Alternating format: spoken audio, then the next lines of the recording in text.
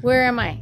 Okay, so now we're Second movie? yes, now we're going to Sean. Oh, what up? So my movie was The Dark Prince, the true story of Dracula.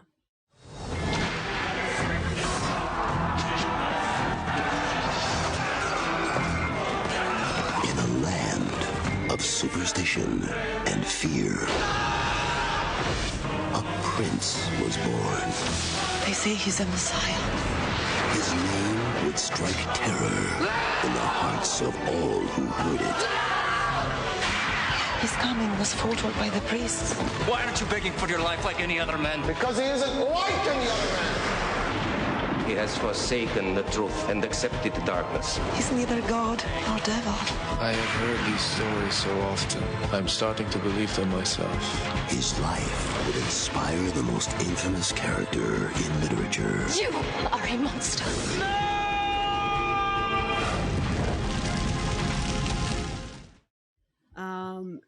Main characters: Rudolph Martin, Jane March, Peter Weller, Roger Daltrey. Yeah, Roger Daltrey. I That was afraid kind of that- as soon as you said Ryan Daltrey, I was like, oh, What? good, I got the right movie.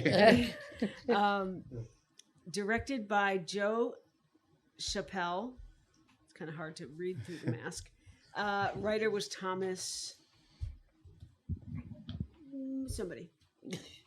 Thomas, you know. Yeah, that Thomas guy. That Thomas guy. So anyway, I really like this. I think it was slow, and it wasn't. It's not a Dracula horror story, and the poster. It's not from the poster, like the movie poster or the front cover of the movie. Right. It actually shows a Dracula with like teeth, but that's not what this is about. It's really about Vlad Tempes. Oh my God. Who Vlad the Impaler. Yeah, Vlad the Impaler. And again, they took liberties. Obviously, it's a movie.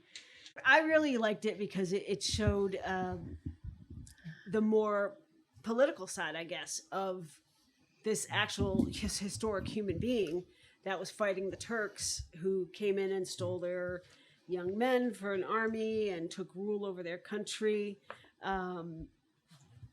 So that's why I liked it. That it showed that background. It took that angle. Yeah. Thank you. It took that angle, so that's why I enjoyed it. Patty? Oh, God, I feel so bad. No, spill it out. Come on, let's hear it. Well, after seeing now, I was never a big fan of Dracula anyway, but I loved the story of Vlad, right? But this one, they always say it's an A movie, a B movie. If there was a C, D, E movie, this is what I would have. It was so fucking boring. I couldn't believe it.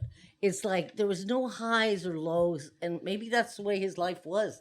But for somebody who's impaling all those people every way they can, I don't know. I just found it so lackluster. It was like the longest movie I had ever seen, and there was no chemistry between the girl and the guy. I don't know. I just did not like it, especially after watching the Luke Evans one, which I know is a total fantasy. But I remember thinking, this is his life. I don't know how they had to add stuff because it didn't seem too peppy. Maybe he got all his excitement from impaling. Well, then they should have that, showed he was that in pretty detail. Yeah, slow-mo.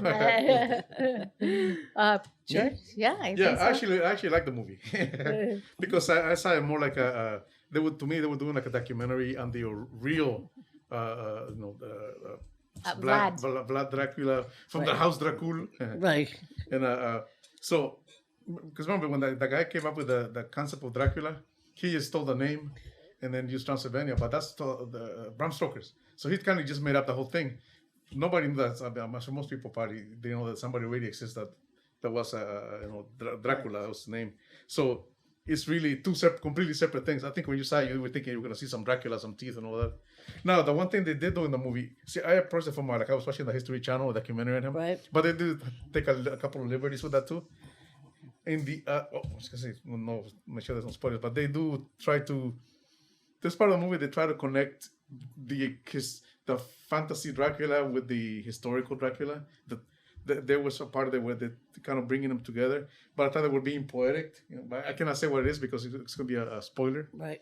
But I thought they were being poetic with this. I'll tell you after the thing what it is.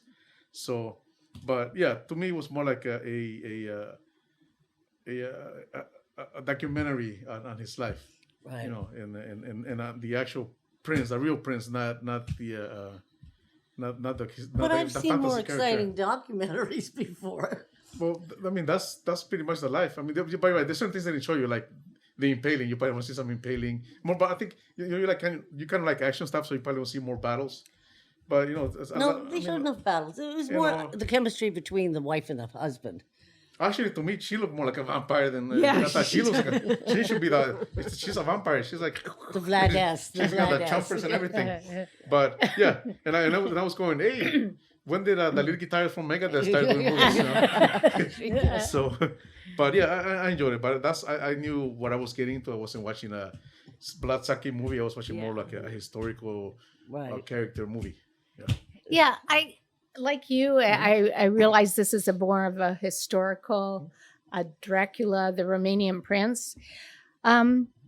Apparently, a lot of the actual writings about Dracula were written by the people who actually fought against him. I think it was like the Germans or something. They fought a lot with the Romanians. The Saxons, yeah, and so that was. But actually, the Romanian people loved him. We don't know that that's actually a true story about him because it was most of the written stuff is written by people who fought him and didn't like him. Yeah, and also because to the Romanians, he's actually a hero, historical figure. They have statues of the guy up there, even though he was impaling everybody. Well, supposedly, right? But the Romanian people loved him, so I guess he wasn't impaling Romanians. So I think this movie is pretty interesting. They were a traitor. I don't know. Yeah. I think this movie is, there's really not a lot on him. It's like I said, that stuff that they do have on him is not from Romania. It's from the people who were always at war with him, which were the Germans, apparently. Anyway, so I think then there was the Turks, coming in. Oh, and the Turks. The Ottoman Empire. Yes, which I thought that was funny. I knew there was a huge thing between the Turks and the Romanians, but the movie took about 3/4 of the way to get through there. They were more into like the Germans, whoever the Germans are called at that time, whatever they're called. Yeah. Oh, and they yes. were talking about Catholics. Yes, they weren't the Germans. They were they were Germans. There was the Saxons. The Saxons, which are German. Yeah. So yeah. I thought it was pretty interesting, and I thought Rudolph Martin was really good as a dark, brooding prince. So that was my opinion. I suffer. He reminded me of the red violin, the Paganini character. Victoria, I suffer. Yeah, but except he had a certain lightness to him. This guy is like, he kind of reminded me. I was telling him, he kind of reminds me of what I imagine Osama bin Laden is like, I know, a real religious fanatic and just kind of, very focus on obsessed the on whatever the he religion. was into. So, okay, so that does it for no. Rate it. Gotta rate it. Oh, yeah. Patty. Rate it 3. And that's being incredibly Me. generous. I'll give it a 7. I'd give it a 6. 7. Okay. Excellent. So we'll be back. I'll be back.